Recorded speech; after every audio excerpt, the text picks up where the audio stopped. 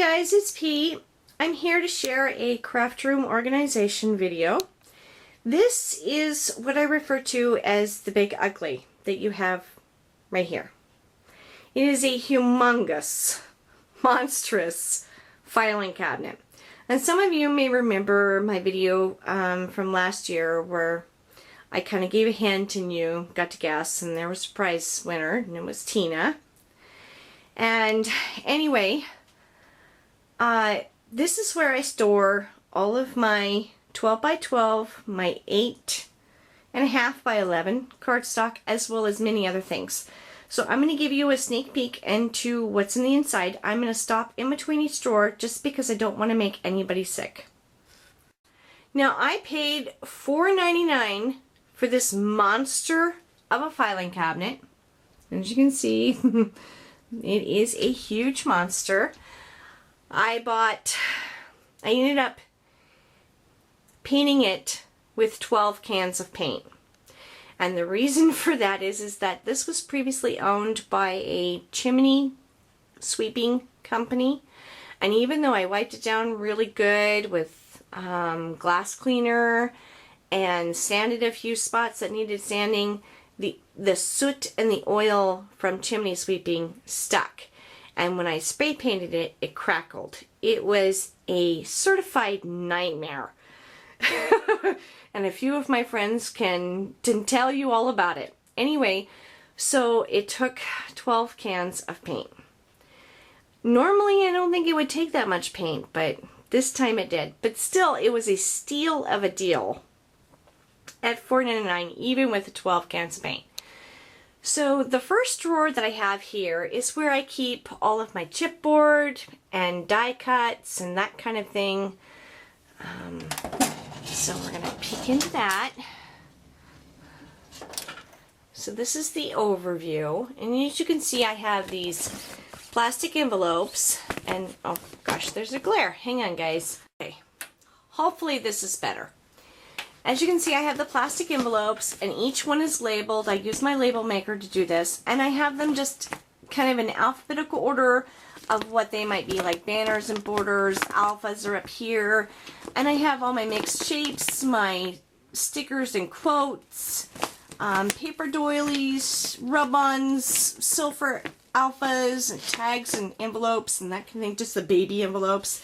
And then if I come around here, you can see that I have all my numbers, my little chipboard and paper numbers, and then this is my alpha, which I showed on my organization contest video. And that's how I have those set up. Now here's a side view of the drawer, and you can see how deep these drawers really are. And so in this drawer here, I have my 8.5 by 11 cardstock, as well as things like postcards, vintage papers, my chipboard mini albums, you know, different ones that I have, as well as some fun foam in the back. And the way that I have my paper set up, I have it done by the color wheel. And then I have a few extra tabs like embossed, flocked, glittered, metallic. I have my acetate scraps, and these are in these type of folders here.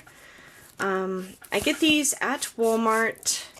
They're just little bifolders, and they're great as they've got a little plastic coating on them. They don't tear really easy, and they do hold quite a bit. And they're a couple bucks, I think, for 4. So that's how I have my 8.5 by 11 cardstock. Now in this drawer here, I have my Prima, my Simple Stories, my DCWV, and my Kaisercraft. And I had originally hoped and thought that the 12 by 12 paper stacks would be able to fit into these folders and, you know, file them like I did the 8.5 by 11. But unfortunately, they do not fit that way. I was upset, so I had to go to plan B. The only way to do that was to put all of my paper into the plastic sleeves, these plastic sleeves that I get at Michael's, except for the A4 stacks, which I can fit into the cheaper ones from Target. And then originally I also had all of the items that came with the collection, and I rarely buy the entire collection. Rarely. I think I've only done that once. Usually I just pick and choose what part of the collection I really love, and that's the part that I buy. Like this one, I think the romance novel, I only bought the chipboards pieces, and that was it. The lyric, I only bought the paper. So I might buy the stamps, and originally I had the stamps in here too, and I found that I wasn't using my stamps because of it. I wouldn't discover that I had the stamp set until I pulled out the paper. So I decided to pull all the stamps out. They're all in one area, and I just keep the chipboard in with the collection, and that's it. Now this drawer here is the Graphic 45, My Mind's Eye, Bow Bunny, and Pink Paisley. Now here's one you can see that I have all of the chipboard pieces for it, you know, a few banners, that kind of thing. I bought it all on clearance with the exception of the paper. So all of that stuff's in this one. And I have my Graphic 45 over here. This is my Bow Bunny and Pink Paisley and that kind of thing here. So I really do like this. You know, I don't have an IKEA anywhere near me, so this was, you know, a great alternative. And that's why I'm sharing this, because I know a lot of people don't have IKEA anywhere near them, and you have to find alternatives. So check out your local Goodwill for a filing cabinet. You might get lucky. And then the last drawer happens to be my Christmas and Halloween stuff, with the exception of papers that I've gathered for a 12 by 12 album for my grandson Henry, and the chipboard pieces for Enchantment's mini albums. I have those in here just because I don't want them to get smashed in the other one. So that's pretty much it on my filing cabinet. Like I said, I have one more drawer with 12 by 12, and it's mainly the canvas pieces, you know, the canvas sheets, the 12 by 12 canvas sheets, and really specialty papers that are 12 by 12 that I didn't want to put in the envelopes and have to dig through. So I have those filed in one of the Jetmax cubes that's the filing cabinet for paper. And I'll share that on another video. So I hope that this has helped you guys.